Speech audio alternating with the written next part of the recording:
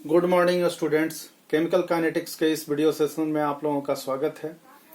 आज मैं यानी मुकेश कुमार सिंह बात करने जा रहा हूं किस चीज पे, जीरो ऑर्डर ऑफ रिएक्शन पे। साथ में मैं ये भी बात करूंगा इसके इंटीग्रेटेड रेट इक्वेशन के बारे में, जिसपे ढेर सारे सवाल बनाए जाते हैं। तो चलिए आज स्टार्ट करते हैं। ये एकेडमिक पॉइंट ऑफ व्यू से साथ साथ कोई भी कॉम्पिटिटिव पॉइंट ऑफ व्यू से भी क्या है, काफी इंपॉर्टेंट टॉपिक है। तो जीरो ऑर्डर रिएक्शन को आप शुरू से ही समझना शुरू करेंगे तो हम समझते हैं कि लास्ट तक आप अच्छी तरीके से समझ जाएंगे। तो देखिए, जीरो ऑर्डर रिएक्शन पे हम चर्चा करते हैं। जैसा कि आप ये देख रहे हैं कि कोई रिएक्टेंट क्या है, ए, और ये बना रहा है कोई प्रोडक्ट। तो देखिए, इसका काइनेटिक इंटीग्रेटेड इक्वेशन जो हम लिखते थे पिछले वीडियो में, यानी 7th वीडियो सेशन में मैंने आप लोगों को ऑलरेडी मैंने बताया है कि इंटीग्रेटेड लॉ क्या होता है। तो उसी के अकॉर्डिंग टू इंटीग्रेटेड लॉ, तो इसका रेट हम कैसे लिखेंगे। रेट इज इक्वल टू हो जाएगा माइनस साइन, आपका डिनोट करता है क्या कि धीरे धीरे कंसंट्रेशन रिएक्टेंट ए का क्या हो जाएगा, डिक्रीज करेगा। साथ साथ में प्रोडक्ट का कंसंट्रेशन इंक्रीज करता है, तो इसके लिए पॉजिटिव साइन, और इसके लिए हम रेट में क्या लगाते हैं, नेगेटिव साइन लगाते हैं। ठीक है, तो यहाँ मैं देख रहा हूँ किस चीज के बारे में, रिएक्टेंट ए के बारे में। तो देखिए, rate is equal to minus t change in concentration of A, यानी minus t A by D T is equal to integration के अकॉर्डिंग ये फार्मूला इसका हो जाएगा क्या, के ए टू दी पावर, हमने यहाँ पावर क्या पुट किया है, जीरो। पावर यहाँ कुछ भी हो सकता था एन के फॉर्म में, यानी जीरो हो जाए तब कहेंगे हम जीरो ऑर्डर रिएक्शन। यदि एन का वैल्यू आपका 1 हो जाता तो वो हो जाता फर्स्ट ऑर्डर रिएक्शन। लेकिन यहाँ हमने बात किया है, हमारा टॉपिक है कौन सा, जीरो ऑर्डर रिएक्शन। इस वजह से K concentration of A to the power zero. तो कंसंट्रेशन का पावर यदि जीरो हो जाए किसी भी इंटीग्रेटेड रेट लॉ इक्वेशन में, तो वो कहलाएगा आपका जीरो ऑर्डर रिएक्शन। तो देखिए, किसी का पावर आप जीरो दीजिएगा तो वैल्यू हो जाएगा 1। तो 1 आप 1 को के से मल्टीप्लाई करिएगा तो वैल्यू आएगा क्या, केवल के आएगा, तो यानी कांस्टेंट वैल्यू आएगा। अब इसके डेफिनेशन पे हम चलते हैं जीरो ऑर्डर रिएक्शन के। तो देखिए, reaction in which rate remains independent. देखिए, ये जो रेट है, इस रिएक्शन में कंसंट्रेशन पे क्या है, इंडिपेंडेंट है कंसंट्रेशन से। कैसे इंडिपेंडेंट है, क्योंकि कंसंट्रेशन का वैल्यू कुछ भी हो, कितना भी हो, यदि हम पावर इसका क्या कर देंगे जीरो, तो वैल्यू आ जाएगा 1।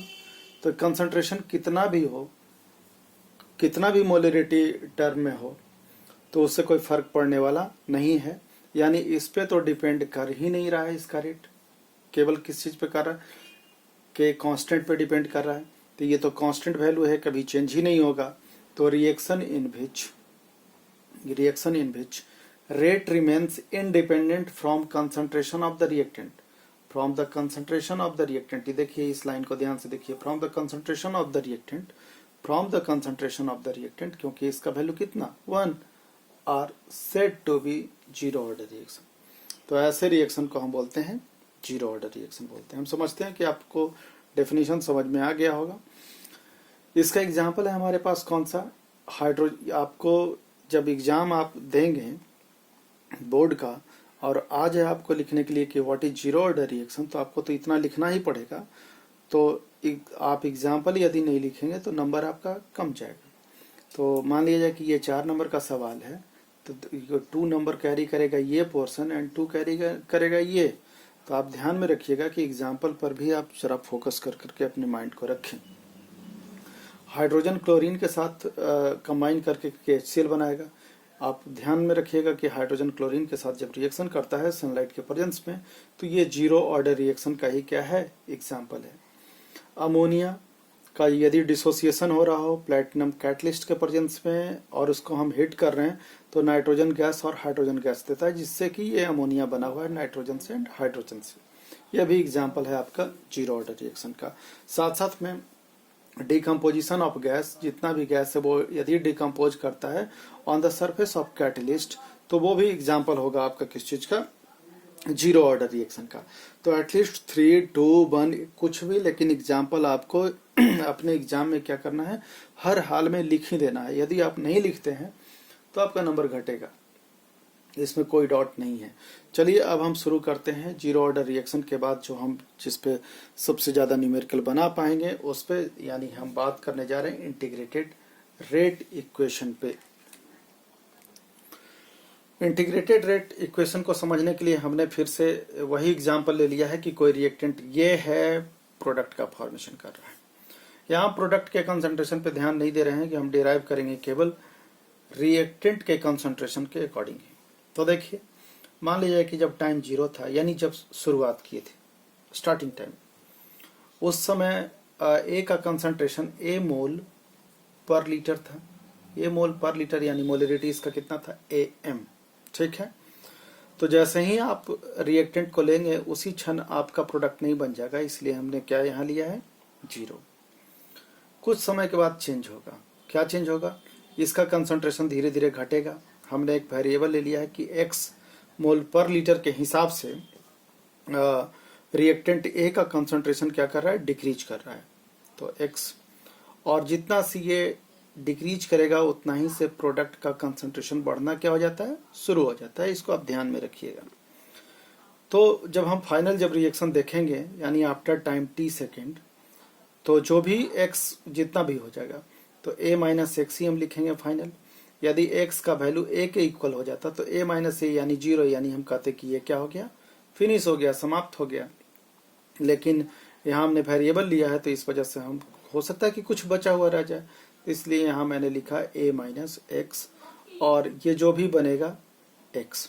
यदि ये a के वैल्यू होता तो ये के बराबर हो जाता ये, लेकिन यहाँ हमने वेरिएबल ही लिया है तो उसको मान के चल रहे हैं। ठीक है, according to integrated rate law equation आप इसे लिख सकते हैं ना, रिएक्टेंट है तो माइनस है, dA/dt is equal to K concentration of A to the power 0। 0 क्यों आपने लिखा है, क्योंकि ये जो इक्वेशन है वो किस चीज का है, जीरो ऑर्डर रिएक्शन का है। अब ये देखिए A टू द पावर 0, इसका वैल्यू कितना हो जाएगा, 1। तो जो भी बचेगा वो होगा क्या, K। जो भी बचेगा वो हो जाएगा क्या, K।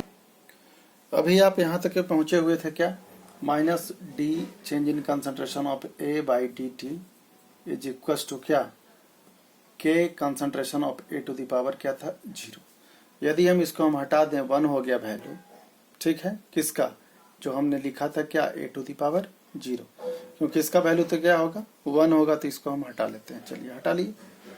ठीक है, तो आ गया minus dA/dt equal to K, और भी इसको आप क्या लिख सकते हैं, minus dA is equal to KdT लिख सकते हैं। अब इसका इंटीग्रेशन ले लीजिए, तो इसका इंटीग्रेशन हम ले लिए यहाँ से। ठीक है, तो इंटीग्रेशन इसी चीज को हमने यहाँ लिखा है ताकि कम समय में बताया जा सके। ठीक है, minus dA change in concentration of A is equal to KdT। Calculus के अकॉर्डिंग इसका फार्मूला होता है आपका क्या, ये हो जाएगा माइनस AT, क्योंकि ये 0 से लेकर के आप कहाँ तक ले रहे हैं, T टाइम तक के ले रहे हैं, तो AT। बायोलॉजी वाले स्टूडेंट इसे याद रखेंगे। मैथ जो पढ़ते हैं, जिनका कैलकुलस अच्छा होगा, उनको ये फार्मूला है पता कि minus dA 0 to T time तक के होता है, माइनस AT होगा। इसका फार्मूला ही होता है मैथ के अकॉर्डिंग। इक्वल टू इसका फार्मूला हो जाएगा KT प्लस C। तो बायो वाले के लिए स्पेशली मैं कह रहा हूं कि वो इसे याद रखेंगे, मैथ वाले को पता होगा। तो आप यहाँ देखिए, ये हमारे पास एक इक्वेशन मिला जिसमें से वैल्यू जो है, जो C का जो डिपेंड करता है किस चीज पे, इनिशियल कंसंट्रेशन पे। तो यहाँ मैंने साफ साफ लिख दिया है कि the value of C depends on initial concentration. तो इनिशियल कंसंट्रेशन के समय टाइम क्या था आपका, 0। तो इनिशियल कंसंट्रेशन था क्या, A0 A0, हमने वहां ले लिया था क्या, A मोल। उसी चीज को हमने मान लिया है यहाँ क्या, A0। और आफ्टर टाइम T, यानी T का वैल्यू यदि 0 तो ये वैल्यू हो जाएगा कितना, A0। अब इसी चीज को आप वैल्यू पुट कर दीजिए इसी में। तो जैसे ही आप पुट करिएगा तो इसी इक्वेशन को हमने यहाँ लिखा माइनस A0, AT के जगह पर AT इज इक्वल टू क्या हो गया, A0 is equal to K। Time यहाँ कितना है, 0, तो 0 से मल्टीप्लाई किया प्लस C, तो ये तो पूरा का पूरा वैल्यू हो जाएगा 0। तो आपके पास C इक्वल टू क्या आ जाएगा, माइनस A0 या A0। क्लियर। अब इस C के वैल्यू को अगेन इसी इक्वेशन में हम क्या करेंगे, पुट कर देंगे। The put the value of C in equation 1। तो हम पुट करेंगे, बाकी सारे इक्वेशन को ऐसे ही लिखेंगे जैसा आप देख रहे हैं। -80 is equal to KT plus C का जो इनिशियल कंसंट्रेशन पे वैल्यू डिपेंड किया वो हो गया -A0, तो -A0 A0 प्लस साइन था। ठीक है, दोनों तरफ हम निगेटिव ले लें तो निगेटिव लेने पर ये क्या हो जाएगा पॉजिटिव, ये निगेटिव, और ये वैल्यू जो निगेटिव पॉजिटिव निगेटिव हुआ था अब ये भी हो जाएगा क्या पॉजिटिव। अब इसी को हमने अरेंज करके यहाँ लिखा है। AT प्लस साइन था तो छोड़ दिए, इज इक्वल टू, देखिए ये प्लस में है प्लस A0, तो A0 को लिख दिए हैं -KT, ऐसे अरेंज कर दिए। तो यही है आपके पास कौन सा integrated equation for zero order reaction. ठीक है, आप इसे हमेशा के लिए याद रखिएगा, ये इसी पे जीरो ऑर्डर रिएक्शन का आपका सवाल सब बनेगा। मैं अगले वीडियो में कुछ रिलेटेड क्वेश्चन और ग्राफ ज़्यादा डिटेल में मैं बात करूंगा। तो AT is equal to A0 -KT, आप इसे रिमेंबर करके रखेंगे। आपने पढ़ा है स्ट्रेट लाइन इक्वेशन के लिए कि y equal to mx plus क्या होता है c, इसी को हमने पलट करके लिखा है। c को पहले लिख दिया है इस इक्वेशन पे फिट बैठाने के लिए प्लस mx। तो देखिए y के जगह पर AT ले लिए हम ग्राफ में, AT y एक्सिस पे, और ये है हमारा x एक्सिस। ठीक है, ये है 0 ओरिजिन। तो AT इस पे हमने टाइम लिया है, देखिए x के जगह पर क्या है हमारे पास टाइम, तो हमने टाइम लिया है इस पे, और इसका जो वैल्यू है ये तो कांस्टेंट है, शुरुआत में जितना लेते हैं तो ये है आपका इतना A0।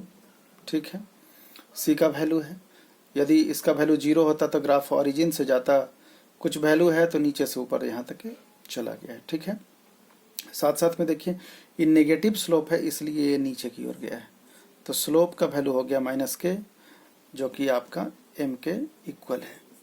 तो ये ग्राफ हो गया किस चीज का, आपका जीरो ऑर्डर रिएक्शन का। इसी से रिलेटेड हाफ लाइफ और कुछ और ग्राफ, फिर इसके बाद न्यूमेरिकल मैं अपने वीडियो सेशन में बातचीत करूंगा। और ये केमिकल काइनेटिक्स का आपका जो ये वीडियो है, ये वीडियो सेशन लगातार चलता आ रहा है सीक्वेंस वाइज में, आप सीक्वेंस से इसे आप देख सकते हैं और दोस्तों के साथ भी शेयर कर सकते हैं। और यदि कोई परेशानी हो समझने में तो आप मुझसे बात कर सकते हैं। Thank you.